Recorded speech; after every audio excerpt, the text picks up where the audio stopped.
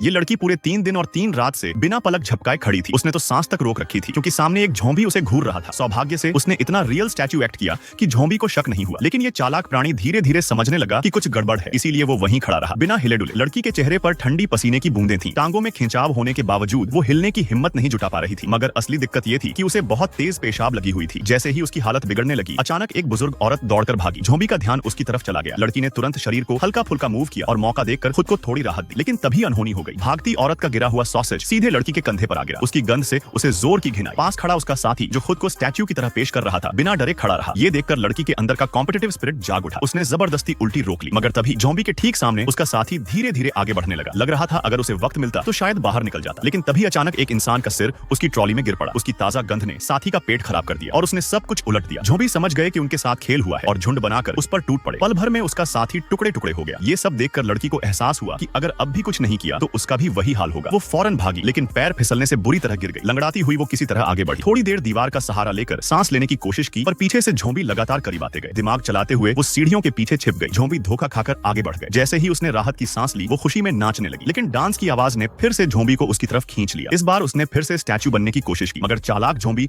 अब दोबारा बेवकूफ नहीं बनने वाले थे।